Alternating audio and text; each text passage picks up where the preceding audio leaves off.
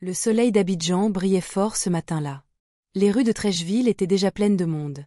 Les taxis klaxonnaient, les vendeurs criaient leurs prix, et l'odeur du poisson braisé se mélangeait à celle de la poussière.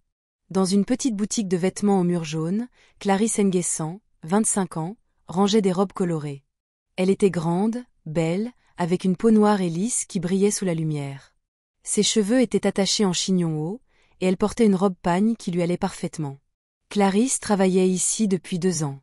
Elle accueillait chaque cliente avec un grand sourire. « Ma sœur, regarde cette robe, c'est pour toi. » disait-elle en montrant un modèle rouge. Tout le monde dans le quartier connaissait Clarisse. Elle parlait bien, riait facilement, et savait convaincre les clientes d'acheter. Mais derrière ses sourires, elle gardait ses pensées pour elle. Ce matin-là, comme d'habitude, elle avait ouvert la boutique à 8h pile. Sur son téléphone, plusieurs messages clignotaient. Elle les lut rapidement, puis rangea l'appareil. La journée ne faisait que commencer. Pendant que Clarisse travaillait dans sa boutique de Treichville, à l'autre bout du quartier, Mathieu Quadio, 27 ans, réparait une vieille voiture dans son petit garage au bord de la route. Ses mains étaient couvertes de graisse, mais son visage restait calme et concentré. Mathieu était grand, solide, avec des épaules larges. Il vivait seul à Yopougon et travaillait dur pour faire tourner son garage. Ce qu'il gagnait servait surtout à aider ses parents restés au village et à mettre un peu d'argent de côté. Vers midi, il venait de terminer une réparation quand son ami Kader arriva en souriant. « Mon frère, viens m'accompagner à Treichville. Je veux acheter une robe pour ma mère. »« Une robe ?» répondit Mathieu en riant. « Oui, une belle robe pour son anniversaire. »« Allons, ça ne va pas te tuer. » Mathieu accepta.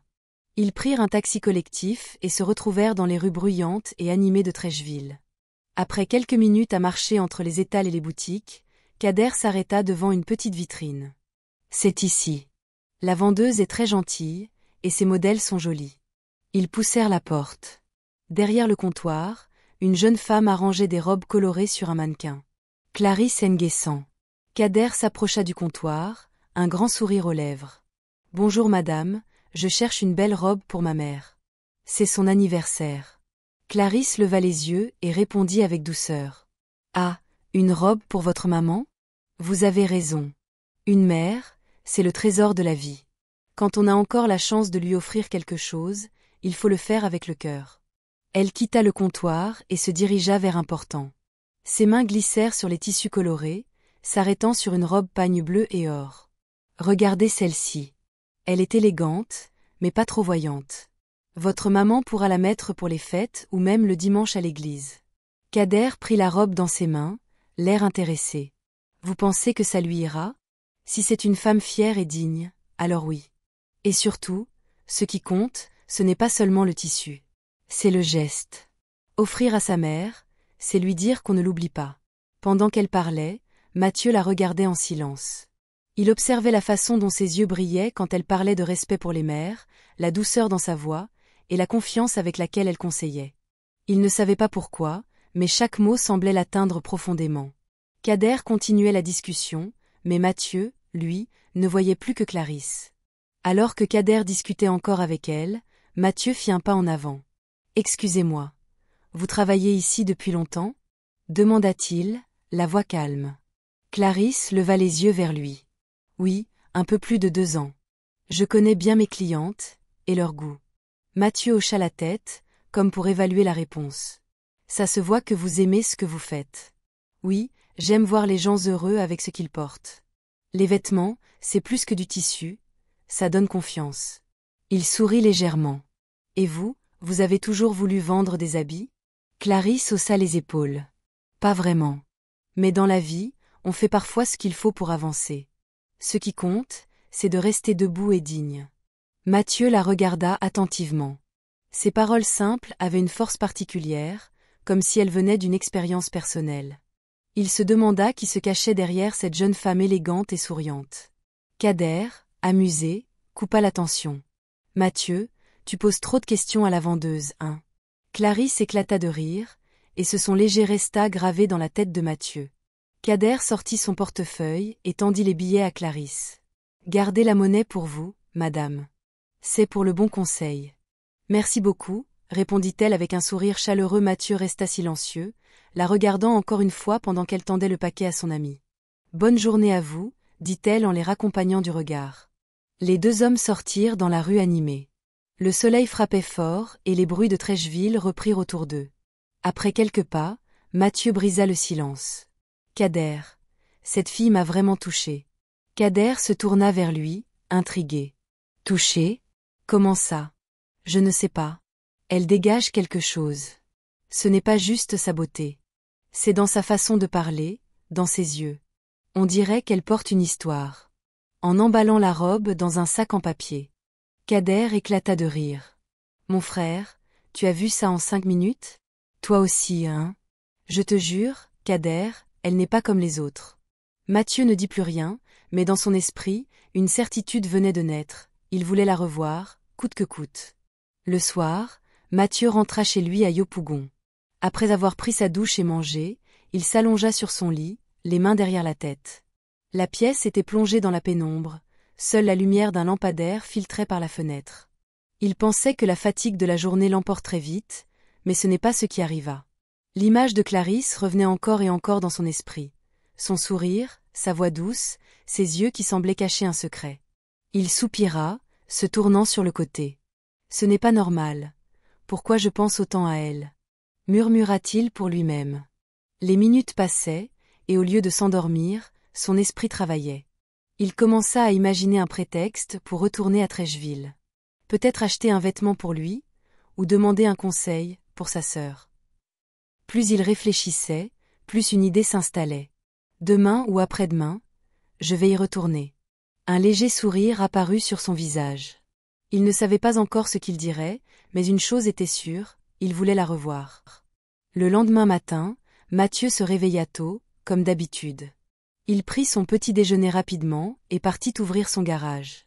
Les premiers clients arrivèrent, mais même en réparant une moto ou en changeant un pneu, son esprit n'était pas vraiment là. Entre 2 coups de clé à molette, l'image de Clarisse revenait. Il revoyait son sourire, la façon dont elle parlait de respect pour les mères, et ses yeux qui semblaient dire plus qu'ils ne montraient. Vers midi, pendant qu'il buvait un sachet d'eau à l'ombre, Kader arriva avec un grand sourire. « Mon vieux, toujours au travail, hein ? » « Toujours, » répondit Mathieu, distrait.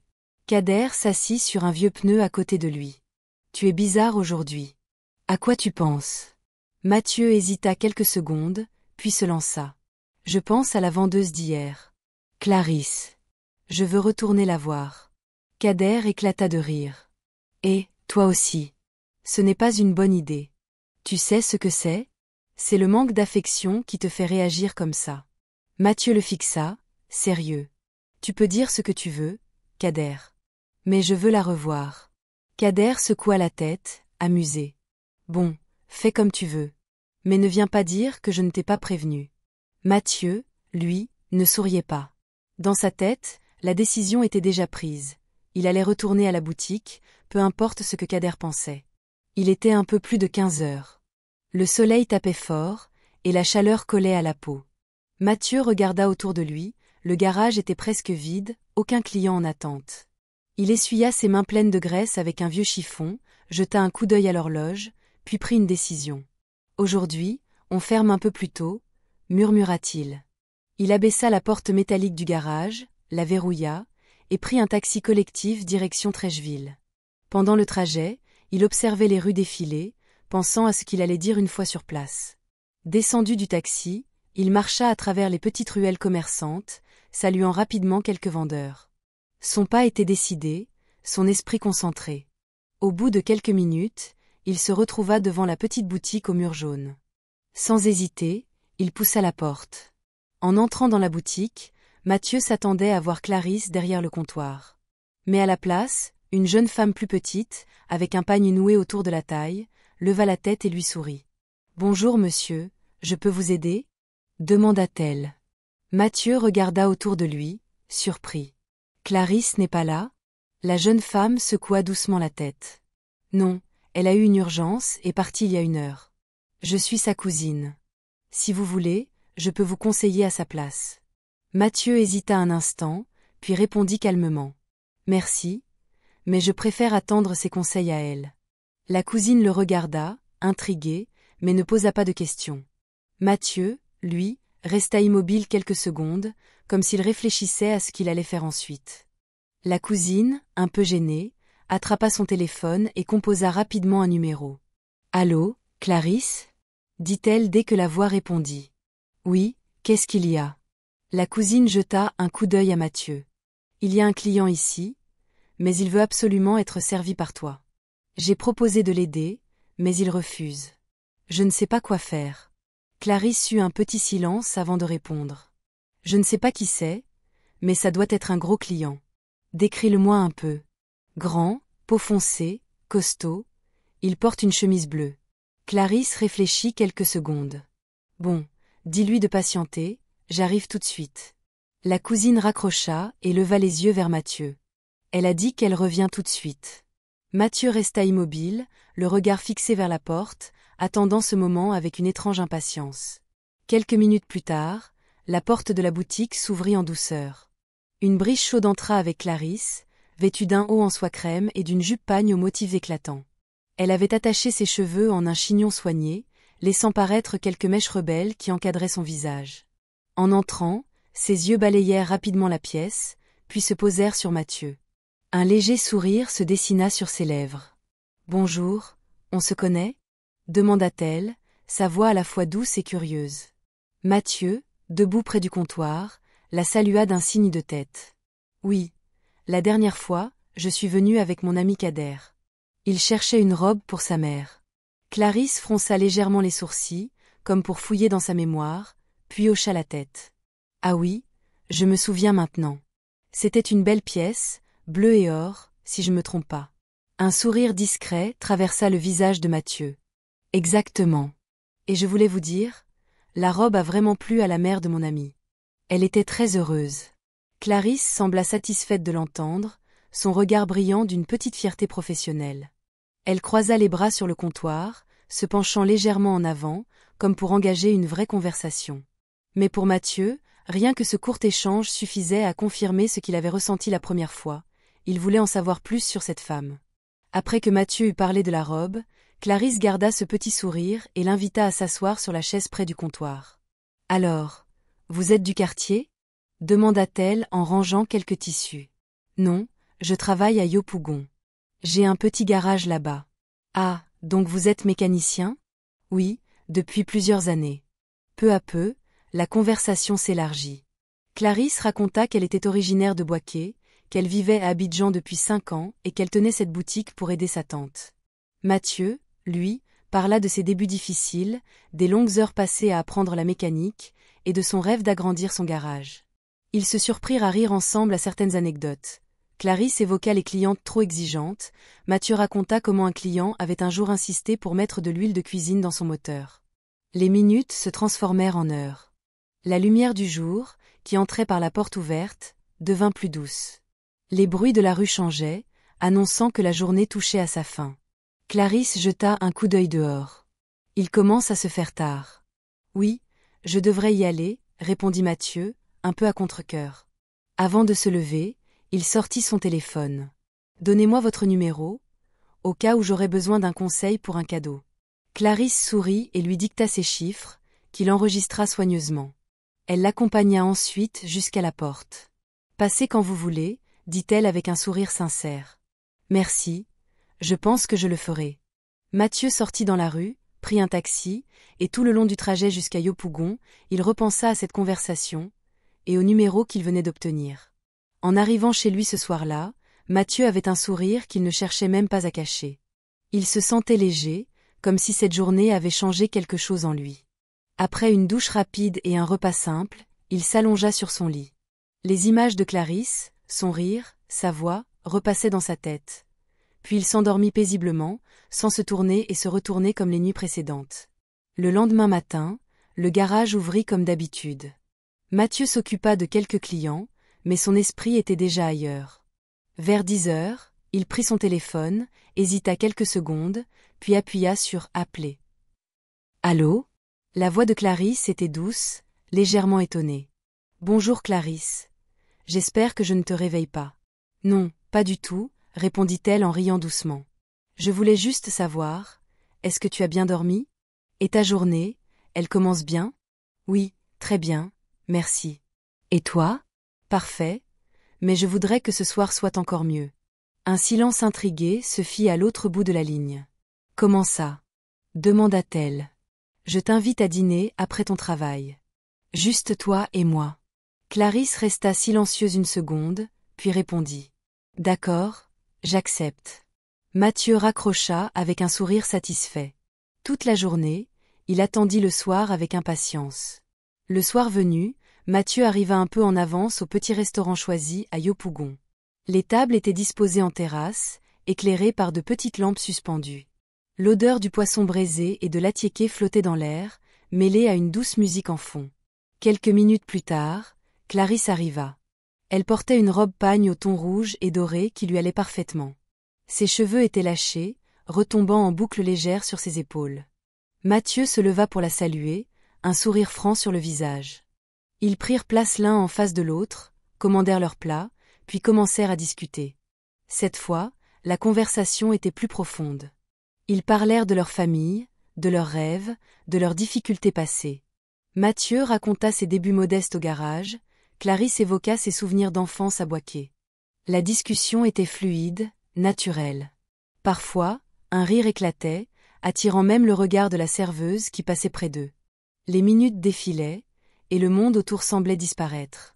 La nuit était tombée depuis un moment, et les lumières chaudes du restaurant donnaient une ambiance intime. Les assiettes étaient presque vides, mais ni Mathieu ni Clarisse ne semblaient pressés de partir. Mathieu, les coudes légèrement posés sur la table, regardait Clarisse avec intensité. « Je vais être franc avec toi.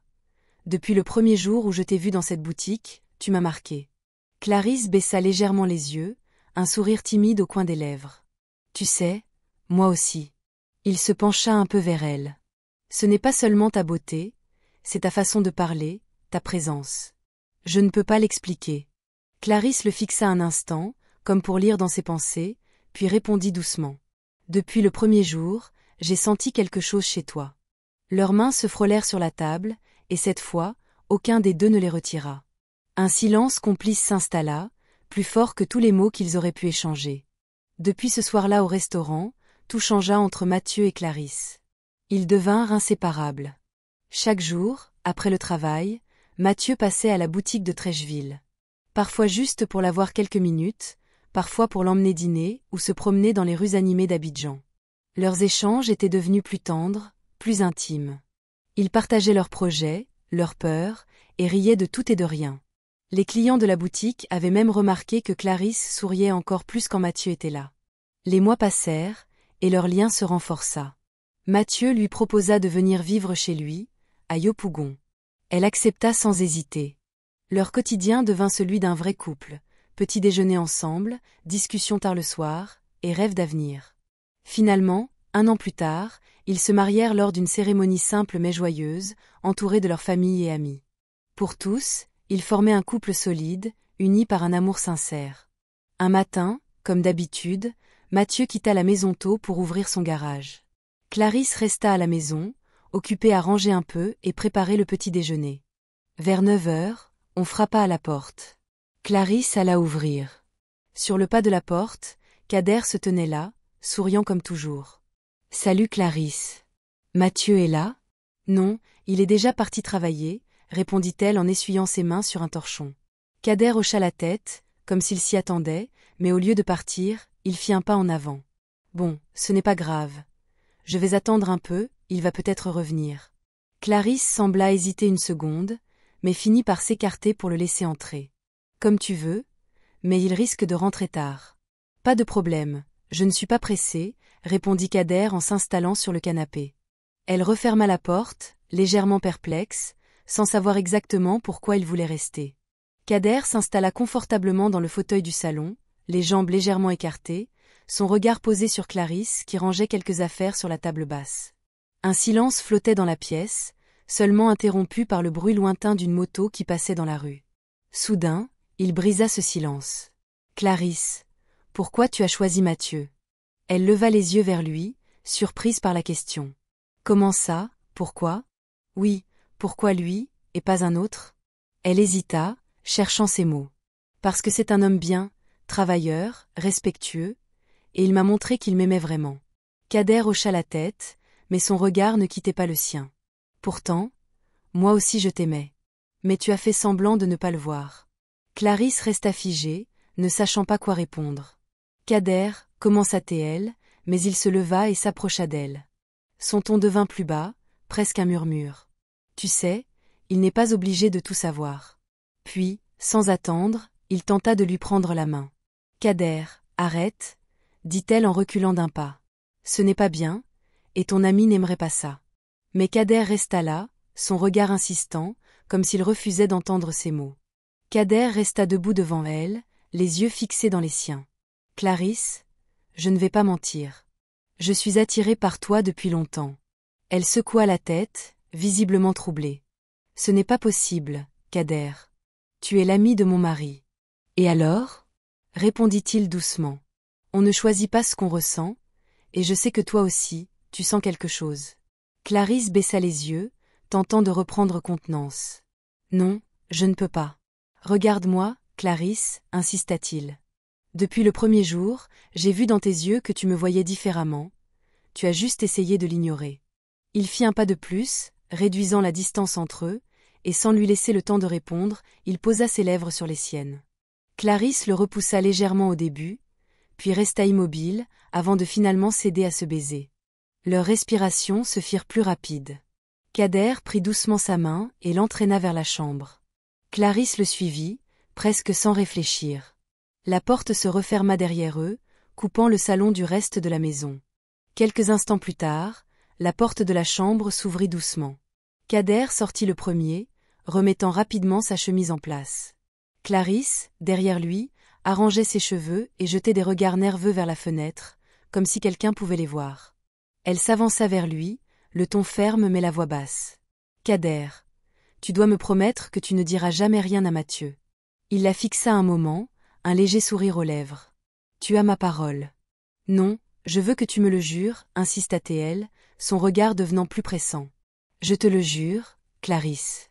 Personne ne saura. » Elle hocha la tête, soulagée mais encore agitée.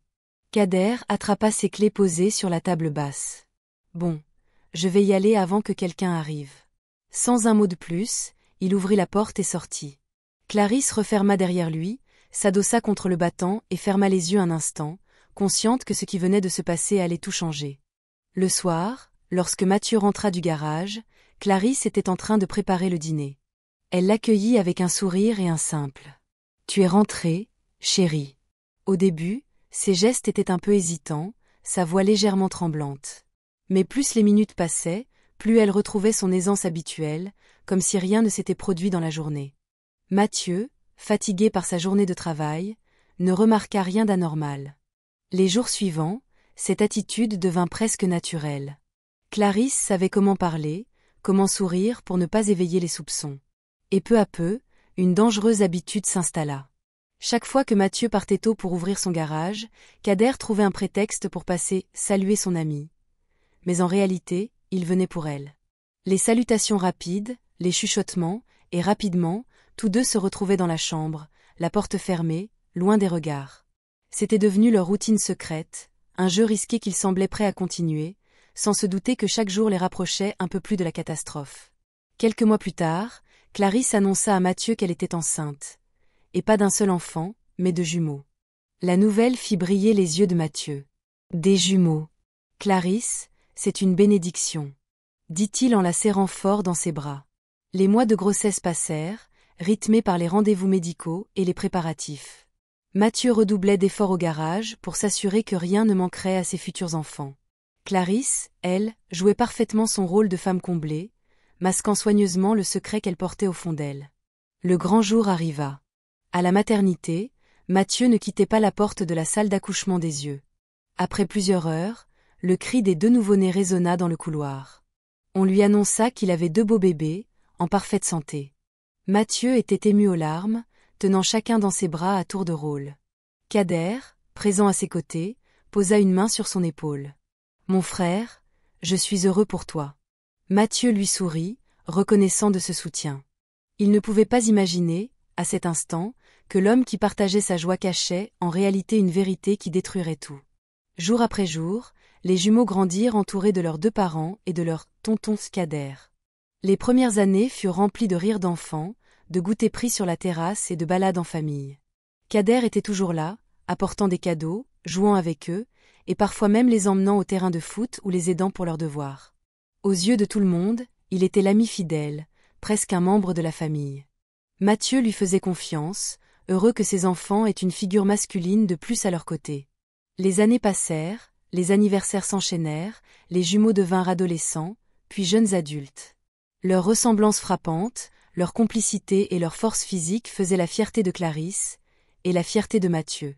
Puis, un jour, sans qu'ils s'en rendent compte, 21 années s'étaient écoulées.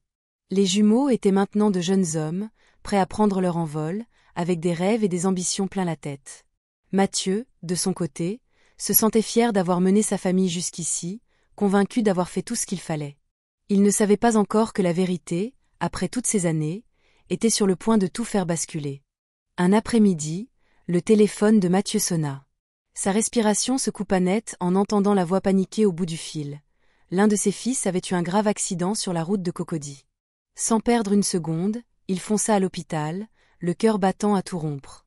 À son arrivée, Clarisse était déjà là, les mains tremblantes. Un médecin s'approcha rapidement. Le jeune homme a perdu beaucoup de sang. Il faut une transfusion immédiatement. Clarisse se porta volontaire, mais après les tests, le médecin secoua la tête.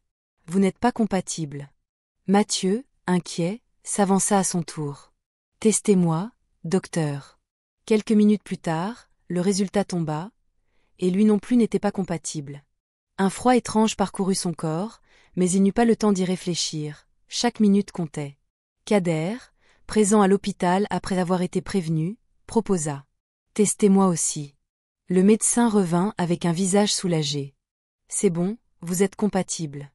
Sans hésiter, Kader s'installa pour le don. Quelques heures plus tard, l'opération fut un succès. Le sang de Kader avait sauvé la vie du jeune homme. Mathieu remercia son ami avec émotion, mais au fond de lui, une petite question venait de s'installer. Une question qu'il n'avait jamais imaginé se poser. Après l'accident, Mathieu n'arrivait plus à penser comme avant. Une question tournait sans cesse dans sa tête. Comment se fait-il qu'aucun de nous deux ne soit compatible avec notre propre enfant? Les nuits devinrent longues et agitées. Il se retournait dans son lit, fixant le plafond pendant des heures, écoutant la respiration paisible de Clarisse à ses côtés. Il n'osait pas lui en parler. Peut-être qu'il se trompait. Peut-être qu'il y avait une explication médicale. Mais plus les jours passaient, plus le doute grandissait. Puis, un matin, il prit une décision.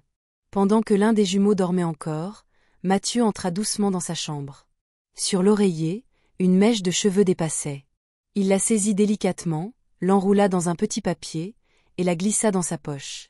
Sans rien dire à personne, il se rendit à l'hôpital sous prétexte d'un contrôle de routine. Une fois seul avec un médecin de confiance, il posa le petit papier sur la table. « Docteur, je veux un test de paternité, en toute discrétion. » Le médecin leva un sourcil, mais accepta. Le destin de Mathieu venait de prendre un tournant silencieux, sans que Clarisse ne se doute de rien. 2 jours plus tard, Mathieu se rendit à l'hôpital pour récupérer les résultats. Depuis le matin, il avait le ventre noué, le cœur lourd, comme si son corps savait déjà que quelque chose de grave l'attendait. Il entra dans le bureau du médecin, qui tenait une enveloppe fermée entre ses mains. « Docteur, dites-moi la vérité, » lança Mathieu, la voix tremblante. Le médecin baissa les yeux un instant, cherchant ses mots. « Mathieu, ce que je vais te dire n'est pas facile à entendre. Parlez. » Un court silence, puis les mots tombèrent comme une pierre. « D'après les analyses, tu n'es pas le père biologique des jumeaux. » Le visage de Mathieu se figea. Son souffle se coupa, et soudain, une vague de colère et de douleur le traversa. « Ce n'est pas possible, pas possible !» cria-t-il en frappant du poing sur la table. Les larmes montèrent, brouillant sa vue. « Calme-toi, Mathieu. Je comprends que ce soit un choc, mais respire, » tenta de le rassurer le médecin. Mais rien n'y faisait. Mathieu avait l'impression que tout son monde venait de s'écrouler. Ce qu'il croyait être sa famille depuis plus de 20 ans venait de voler en éclats. Mathieu claqua la porte en entrant dans la maison. Ses pas lourds résonnaient sur le carrelage. Clarisse, surprise par ce retour brusque, se retourna depuis la cuisine. « Qu'est-ce qui se passe ? demanda-t-elle, la voix hésitante. Sans répondre, Mathieu sortit l'enveloppe de sa poche et la jeta sur la table. Lis ça. Clarisse prit le papier, ses mains tremblant légèrement. En parcourant les lignes, son visage pâlit. Elle leva les yeux vers lui, mais les siens étaient brûlants de colère. « Explique-moi ça, Clarisse. » hurla Mathieu, la voix brisée. 21 ans, et tu m'as menti. Les jambes de Clarisse fléchirent, et elle tomba à genoux sur le sol. Les larmes commencèrent à couler sur ses joues. « Mathieu, je t'en supplie, pardonne-moi, c'était une erreur. »« Une erreur » répéta-t-il avec amertume. « 2 enfants, toute une vie, et tu appelles ça une erreur ?» Elle tenta d'attraper sa main, mais il recula. La pièce semblait se refermer sur eux, lourde de vérité et de trahison. Mathieu se tenait debout, le souffle court, les poings serrés. « Dis-moi, Clarisse, c'est avec qui que tu m'as trompé ?» demanda-t-il d'une voix glaciale. Clarisse secoua la tête, les larmes inondant ses joues. « Je ne peux pas. Dis-le » hurla-t-il, sa voix résonnant dans toute la maison. Elle ferma les yeux, comme si prononcer ce nom allait l'achever elle-même. Puis, d'une voix brisée, elle lâcha. « Hé Kader !» Les mots frappèrent Mathieu en plein cœur. Ses jambes se dérobèrent, et il tomba à genoux. Ses mains agrippèrent sa tête, et un cri de douleur s'échappa de sa gorge. Non, pas ça, pas lui. Les yeux rougis, il attrapa son téléphone d'un geste tremblant et composa le numéro de son ami. « Kader, dis-moi la vérité, est-ce que ma femme m'a trompé avec toi ?» demanda-t-il, la voix cassée. Au bout du fil, Kader hésita. Un silence pesant s'installa, puis sa voix finit par sortir, basse et lourde. « Oui, désolé, Mathieu. C'était une erreur. » Ces mots achevèrent de briser quelque chose en lui. Mathieu sentit le sol se dérober sous ses pieds. Sa femme, son ami, ses enfants. Tout ce qu'il croyait solide venait de s'effondrer en un instant. Après l'aveu de Kader, Mathieu se leva lentement, le regard vide. Sans un mot pour Clarisse, il prit ses clés de voiture, claqua la porte et démarra. Il roula longtemps, sans vraiment savoir où il allait, jusqu'à ce qu'il s'arrête devant un petit hôtel à la sortie d'Abidjan. Il prit une chambre et s'y enferma. Les jours devinrent des nuits, et les nuits devinrent des semaines. Mathieu passait son temps à pleurer, le visage enfoui dans ses mains, ou à boire de l'alcool pour tenter d'anesthésier la douleur qui lui rongeait le cœur. Pendant tout ce temps, il ne donna aucune nouvelle. Ni Clarisse, ni les jumeaux, ni même ses amis ne savaient où il se trouvait. Il était devenu introuvable. Mais un matin, assis seul au bord du lit, les yeux gonflés et la bouteille presque vide à ses pieds, il sentit quelque chose changer en lui. La douleur laissa place à une colère froide. Il serra les poings, la mâchoire contractée, et murmura d'une voix basse mais ferme. « Je vais me venger. » À cet instant, ce n'était plus une idée passagère, c'était une promesse. Après plusieurs semaines cloîtrées à l'hôtel, Mathieu revint un soir à la maison. Clarisse, surprise de le voir sur le pas de la porte, resta figée quelques secondes avant de s'approcher. Mathieu parla d'une voix douce, presque fatiguée. « Je vais vous pardonner, parce que vous êtes ma seule famille. » Les yeux de Clarisse s'emplirent aussitôt de larmes. Elle prit ses mains et murmura. « Mathieu, je te demande pardon. Je suis prête à tout pour repartir d'un bon pied avec toi. » Ils restèrent ainsi quelques instants, puis il la serra dans ses bras. La réconciliation semblait sincère. Les jours suivants, Clarisse fit tout pour prouver sa bonne volonté. Plus d'attention, plus de gestes tendres, comme pour effacer les fautes passées. Un après-midi, Mathieu annonça. « J'ai invité Kader à dîner. Il faut qu'on parle tous ensemble. Je veux tourner la page. » Clarisse hocha la tête, un peu nerveuse, mais accepta. Ce soir-là, il y aurait autour de la table le mari, la femme et l'ami. Mais Mathieu, lui, savait déjà qu'au fond, ce dîner ne serait pas un simple repas. Ce soir-là, la table était bien dressée. Clarisse avait préparé un repas copieux, et Kader était arrivé avec un sourire prudent, comme pour montrer qu'il acceptait la main tendue de Mathieu.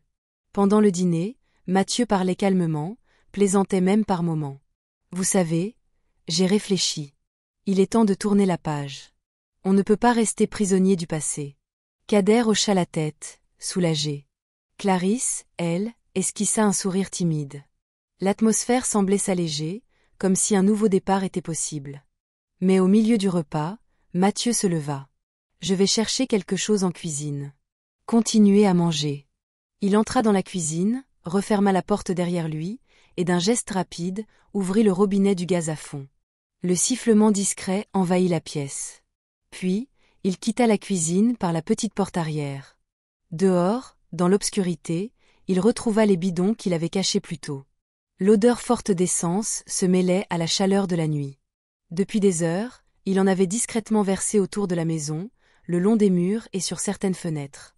Sans un bruit, il craqua une allumette, la fixa une seconde, puis la jeta sur le sol imbibé. La flamme s'étendit rapidement, serpentant jusqu'au mur. En quelques secondes, le feu prit. À l'intérieur, on entendit des cris. Clarisse et Kader comprirent trop tard que quelque chose d'anormal se passait. Puis, une énorme déflagration retentit. Le gaz de la cuisine venait d'exploser, projetant des flammes dans toute la maison. Le feu devint immédiatement dense, dévorant chaque pièce. Mathieu, à bonne distance, regardait les flammes monter vers le ciel, le visage fermé. Il tourna le dos et s'éloigna, laissant derrière lui les hurlements qui s'éteignirent peu à peu. Les habitants du quartier, alertés par l'explosion et les flammes, sortirent de chez eux en courant. Certains tentaient d'approcher, d'autres criaient pour appeler les pompiers. Mais malgré leur arrivée rapide, il était déjà trop tard. La maison n'était plus qu'un amas de débris fumants, réduit en cendres. Le lendemain matin, contre toute attente, Mathieu poussa la porte du centre de police. Il s'avança calmement vers le comptoir et déclara : « C'est moi. J'ai mis le feu. » Les policiers, d'abord surpris, l'écoutèrent raconter toute l'histoire, du début à la fin. Sa voix ne tremblait pas, mais ses yeux trahissaient une douleur profonde. Après son aveu, il fut immédiatement arrêté et placé en détention. Ainsi s'acheva l'histoire d'un homme brisé par la trahison, qui avait choisi la vengeance plutôt que le pardon. Et vous, qu'auriez-vous fait à la place de Mathieu ?